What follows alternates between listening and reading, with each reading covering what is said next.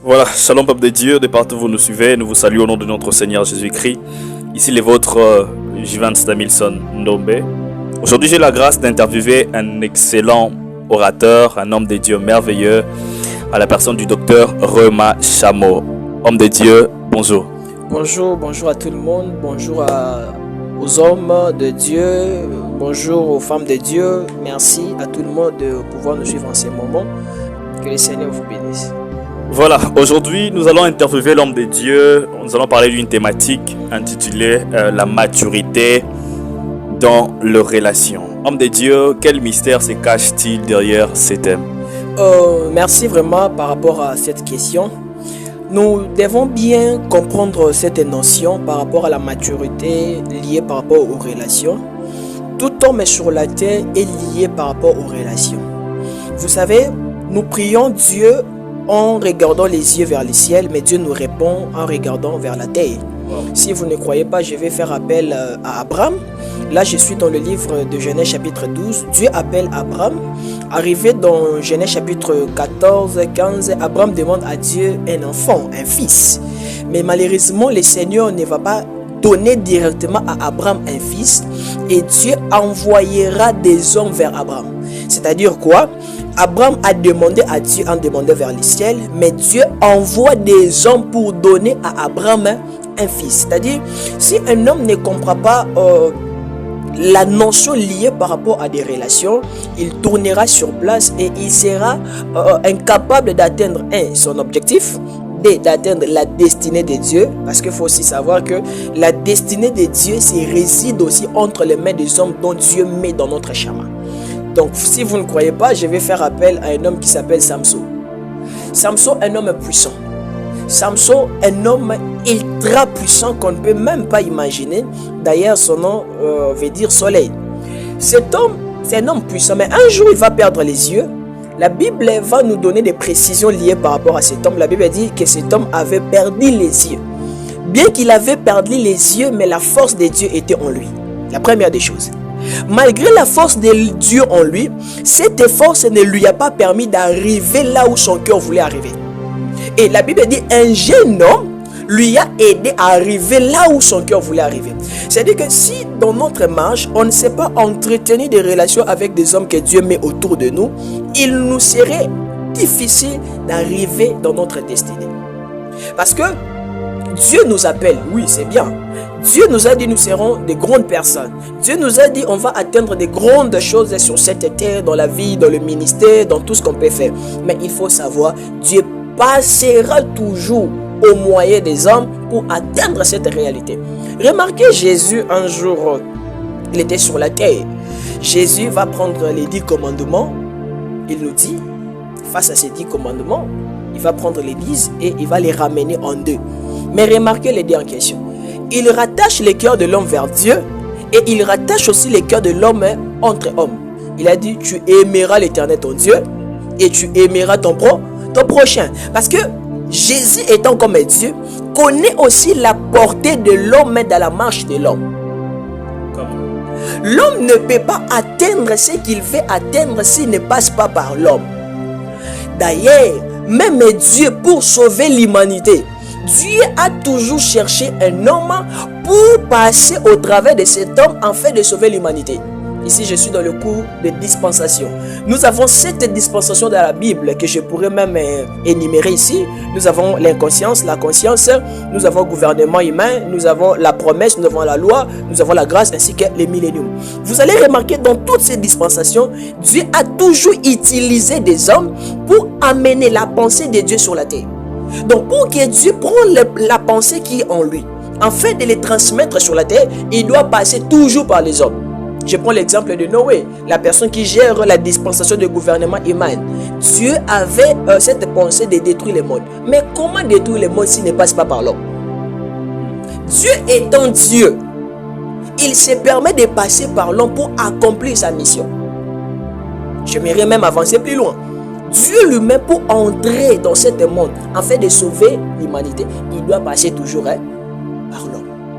Parce que Dieu sait que sur cette terre, la bénédiction, la richesse, tout ce qu'on veut atteindre, on doit toujours passer par l'homme afin de le toucher. Je prends encore Jésus. La Bible nous dit, dans Jean chapitre 5, la Bible nous dit, Jésus étant arrivé dans la piscine de Bethesda, il y a vraiment beaucoup de mystères là. La Bible nous dit, une fois que le Seigneur étant arrivé, posa la question à cet homme. Que veut-il que je fasse pour toi? Il a dit, je n'ai personne pour me jeter dans l'eau. Or, cet homme qui dit, je n'ai personne, c'est Adam. Hein? C'est déjà Adam qui est en train de dire à Dieu, je n'ai personne. Moïse, Azalagité, Adam n'avait personne pour lui sauver. Ni Abraham, ni Noé, ni qui que ce soit avait cette possibilité de sauver Adam. Voilà pourquoi Adam dira, je n'ai personne. C'est Dieu lui-même portera un corps pour venir sauver Adam qui est l'image de l'humanité. On enferme. Et lorsque cet homme dit, je n'ai personne, c'est une manière de dire, Dieu est là, l'ange est là, la puissance est là, l'autorité est là, les bonnes choses sont là, mais incapable d'y arriver. On va même prendre l'exemple aujourd'hui. La présidence est là. Est-ce que tout le monde arrive là-bas? On peut prendre encore l'exemple. Nous voyons le ministre qui marche à gauche, à droite, mais incapable d'y arriver. Mais si vous avez un frère, un ami, un proche, capable de vous ramener là-bas, vous voyez, je ramasse Abraham. Abraham veut sauver Lot. Mais pour aller sauver Lot, la Bible dit un fuyant est venu, un rescapé est venu pour dire à Abraham que Lot est enfermé. C'est-à-dire, pour que la vie même de Lot soit libérée, il faut qu'il y ait un homme qui viendra parler de l'histoire de Lot chez Abraham, et cela va nécessiter à Abraham cette envie, cette colère d'aller sauver son frère. J'ai toujours entendu parler de gens, je suis Joseph de ma famille, je suis la Joséphine de ma famille. Mais oubliez que tu vis dans la prison. Mais pour sortir dans cette prison, tu as la grâce, oui, c'est bon. Tu as la capacité d'interpréter les songes, c'est bon. Tu as la capacité de dire des choses, de révéler des mystères, de décrire les Écritures, d'entrer en profondeur. Est-ce qu'il y a quelqu'un qui pourra parler de toi devant les rois? Le problème n'est pas d'avoir la grâce. Le problème n'est pas d'avoir tout ce que tu peux dire là. Non, moi, j'aime pas les gens autour de moi. J'ai la grâce, je sais parler, je sais faire des choses. Oui, c'est pas un problème. Est-ce que as-tu une personne qui pourra parler de toi devant Pharaon? Parfois, ta grâce a besoin d'arriver quelque part. Or, le seul et l'unique transport que Dieu utilise sur la terre pour nous amener quelque part, ce sont des relations. Quand vous bafouez des relations, vous êtes en train de bafouer votre avenir. Or, dans cette maturité des relations, on ne traite pas quelqu'un en fonction de ce qu'il est maintenant. Dans la maturité, on ne regarde pas d'abord par rapport à l'apparence. Parce que si vous regardez par rapport à l'apparence, vous allez tomber dans le problème de Saoul. Parce qu'une fois aussi, Saoul était parti chercher les animaux de son père. En rentrant, il a dit à son serviteur, nous n'avons rien, on peut rentrer. Donc Saoul a sous-estimé même la personne qui était près de lui. Mais cet homme dira, j'ai quelques cycles d'argent ici avec vous. Waouh! Est-ce que Saoul savait? Pour devenir roi en Israël, cela dépend de ce cycle d'argent que cet homme a. La prophétie est là. Oui, c'est bien. Les paroles sont là. Mais pour y arriver, l'onction attendait Saoul là-bas, entre les mains de Samuel. Saoul ne savait pas, bien qu'il est fils d'un père qui est béni, mais pour atteindre la royauté, cela dépend de ce cycle d'argent qui est entre les mains de cet homme. C'est-à-dire que sans la maturité dans de relations, il vous serait impossible d'atteindre la pensée et d'atteindre la grâce de Dieu. Donc par là, nous sommes en train de comprendre, homme de Dieu, qu'il y a de ces personnes qui, à nos yeux, peuvent paraître inférieures que nous. À l'exemple du serviteur que vous aviez donné, lui, il était le fils du maître qui avait les ânesses, et lui, ce n'était qu'un simple serviteur. Mais c'est au travers de lui qu'il est entré dans sa destinée.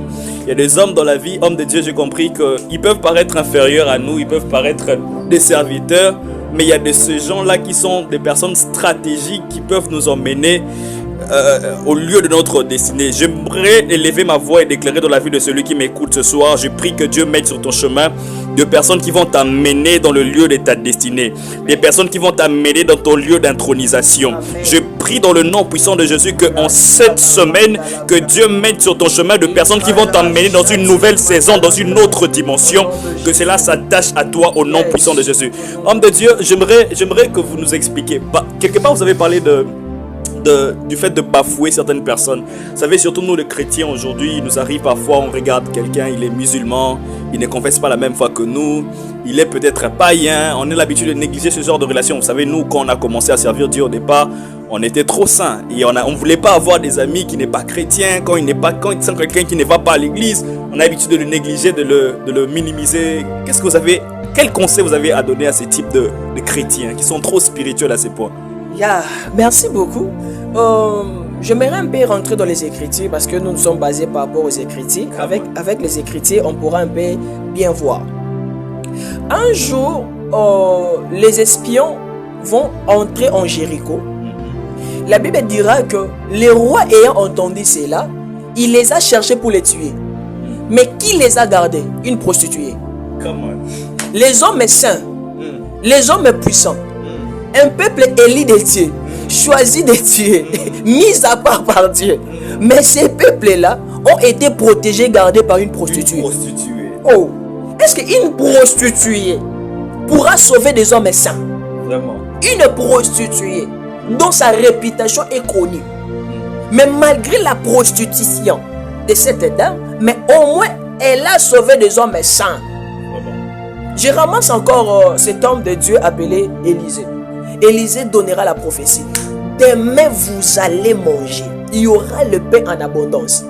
Qui ont aidé que cette prophétie puisse s'accomplir? Ce sont des lépreux. Or, dans la Bible, lorsque on parle des lépreux, c'est un peuple qui est impur. En d'autres termes, l'impureté a donné la nourriture aux hommes purs. Je ne peux pas me dire non, mon frère il est musulman, je ne peux pas parler avec lui, je ne peux pas entretenir de bonnes relations avec lui. Même avec des prostituées, entretenir de bonnes relations avec eux. Même avec des personnes dont les yeux vous disent, ces genres de personnes, il ne faut pas s'approcher avec eux. Je vous dis, soyez intelligents. Or, dans cette intelligence, vous pouvez être en bonne relation sans pourtant s'attacher. Vous gardez de bonnes relations. Vous gardez de bons contacts sans pourtant s'attacher à ces hommes-là. Parce que vous allez remarquer, c'était pendant une période. C'était pendant un moment, ces deux personnes-là étaient cachées dans la maison d'une prostituée. Et cette prostituée-là, connue dans la vie, même les rois connaissaient cet homme-là. C'est comme aujourd'hui. Je peux me dire, la personne-là, sa réputation n'est pas bonne. Bien que sa réputation n'est pas bonne, parfois il a de bonnes relations. Parfois, au travers de lui, son carnet d'adresse est très lourd par rapport à la tienne. Tu pourras bénéficier des grandes choses liées par rapport à sa vie. Donc soyons intelligents. Prenons encore l'exemple de Jésus. Un jour Jésus marchait. J'aime bien cette histoire de Zachée. Tout le monde disait que cet homme, c'est un homme méchant, c'est un voleur. Mais malgré ce que les hommes disent, mais cela n'a pas affecté la vie de Jésus. La Bible dit Jésus entre dans sa maison. Au-delà d'entrer, Jésus a mangé là-bas. J'aimerais te dire, dans l'impureté, tu pourras aussi manger dans cette impureté-là. Homme de Dieu, permettez-moi de vous couper. Pendant que vous êtes en train de parler de ces choses, il y a un homme qui est en train de se présenter devant moi comme un témoin. Il dit, le docteur Réma prêche bien. Et cet homme s'appelle Élie. Un jour, il est allé prophétiser. Dieu lui dit, fils, va te cacher près du torrent de Kérit. Mais j'ai ordonné à un corbeau de te nourrir là. Or que le corbeau en Israël était un animal impur. Mais Dieu avait accepté d'envoyer à Élie un animal impur. Je me pose la question si Élie était exigeant. Il allait dire à Dieu, Seigneur, je ne peux pas être nourri par cet animal. Mais Dieu a dit, j'ai ordonné. Donc aussi longtemps que Dieu ordonne, l'animal qui était impur aux yeux des hommes peut devenir impur, peut devenir pur pour toi. Amen.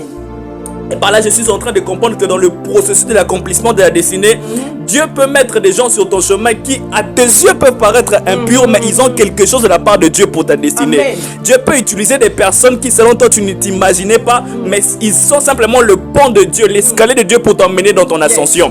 Je prie, je décrète et déclare que Dieu te croise de personnes. Qu'ils soient purs ou impurs, cela n'est pas ton problème. Mais le plus important est que ces gens accomplissent les mandats que Dieu les a envoyés en vue de t'amener là où Dieu t'attend, dans le nom puissant de Jésus-Christ. Homme de Dieu, nous sommes presque à la fin, 15 minutes déjà. Quel est votre dernier conseil, dernière parole pour le peuple de Dieu qui nous suit? Vraiment, ce que je pourrais donner comme conseil, nous devons être sages et intelligents, étant comme des fils d'Issachar, qui ont la capacité de lire les temps, qui ont la capacité de comprendre des saisons, qui ont la capacité de comprendre la marche. J'aime Jésus.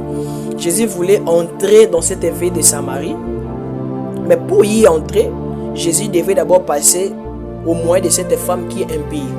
C'est-à-dire, ne regardons pas d'abord par rapport aux yeux des hommes, mais regardons ce que ces hommes-là cachent par rapport à notre vie. Regardons d'abord leurs mains. Qu'est-ce qu'ils ont dans leurs mains pour nous amener à aller très loin? C'est comme je suis en train de marcher, je me suis croisé avec un fou. Il me donne un diamant, est-ce que je pourrais rejeter ce diamant-là parce qu'il est fou? C'est-à-dire que je prendrai le diamant, mais la personne, je pourrais laisser. C'est-à-dire que parfois, Dieu aussi permet que ces hommes-là s'approchent de nous. Parfois, au travers de nous, ces hommes-là pourront aussi changer, pourront aussi transformer. De la même manière avec Rahab, la prostituée. Les deux personnes diront à Rahab, je mettrai cette fil cramoisi dans ta maison. Or, le fil cramoisi représente le salut, représente la vie, représente les changements. C'est-à-dire, au travers des hommes purs, ils ont aidé la femme impie à devenir pire. C'est-à-dire que soyons sages, soyons intelligents, regardons bien la marche de Dieu liée par rapport aux saisons. Et la main de l'Éternel ne manquera pas à nous faire du bien. Merci. Amen. Et la main de l'Éternel ne manquera pas de nous faire de bien. Je prie que la main de l'Éternel vous fasse de bien dans tout ce que vous serez en train de faire, dans vos travaux, dans vos familles, dans tout ce que vous allez entreprendre. Que la main de Dieu continue de vous faire de bien au nom de Jésus-Christ. Amen. On se retrouve prochainement pour un autre programme. Que Dieu vous bénisse abondamment. Paix et grâce.